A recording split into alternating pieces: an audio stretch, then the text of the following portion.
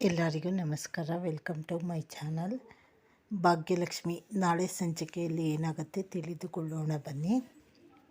ಶ್ರೇಷ್ಠಳ ಅಪ್ಪ ಅಮ್ಮ ಬರುವುದನ್ನು ನೋಡಿ ತಾಂಡವ್ ಇವರ ಕೈಯಲ್ಲಿ ನಾನು ಸಿಕ್ಕರೆ ಅಷ್ಟೇ ನನ್ನ ಕತೆ ಅಂತ ಹೇಳಿ ಅವರಿಂದ ತಪ್ಪಿಸಿಕೊಂಡು ಆ ಕಡೆ ಹೋಗುತ್ತಾನೆ. ಶ್ರೇಷ್ಠ ಸುತ್ತಮುತ್ತ ನೋಡಿ ತಾಂಡವ್ ಇರುವುದನ್ನು ನೋಡಿ ಸಮಾಧಾನ ಆಗಿ, ಪುಣ್ಯ ತಾಂಡವ್ ಇಲ್ಲಿ ಕಾಣಿಸುತ್ತಾ ಇಲ್ಲ, ಅಕಸ್ಮಾತ್ ನಮ್ಮ ಅಪ್ಪ ಅಮ್ಮ ಏನಾರು ಅವನನ್ನು ನೋಡಿ ತರುಣ್ ನೀನೇನು ಇಲ್ಲಿ ಅಂತ ಹೇಳಿದ್ದರೆ ಅಷ್ಟೇ ನನ್ನ ಕತೆ ಅಂತ ಅಂದುಕೊಳ್ಳುತ್ತಾಳೆ.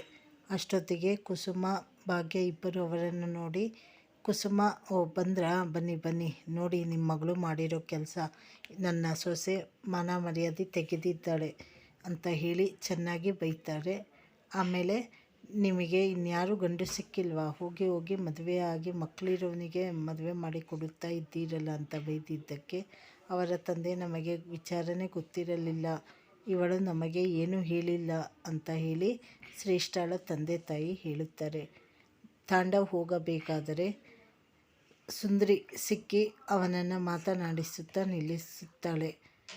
ಆಗ ಅವನು ನಾನು ಹೋಗಬೇಕು ಬಿಡು ಅಂತ ಹೇಳುವ ಅಷ್ಟೊತ್ತಿಗೆ ಭಾಗ್ಯನಿಗೆ ಕುಸುಮ ಎಲ್ಲೇ ನಿನ್ನ ಗಂಡ ನನ್ನ ಮಗನ ಫ್ರೆಂಡು ಅಂದ್ಕೊಂಡು ನಿಮ್ಮ ಮಗಳು ನಿಲ್ಬಿಟ್ಕೊಂಡೆ ಕಾಣಿಸ್ತಾ ಇಲ್ಲ ಅಂತ ಹೇಳಿ, ನೋಡು ಭಾಗ್ಯ ಎಲ್ಲಿ ತಾಂಡವ್ ಅಂತ ಹೇಳಿದ್ದಕ್ಕೆ ಭಾಗ್ಯ ತಾಂಡವನ್ನು ಹುಡುಕಿಕೊಂಡು ಬರುತ್ತಾಳೆ.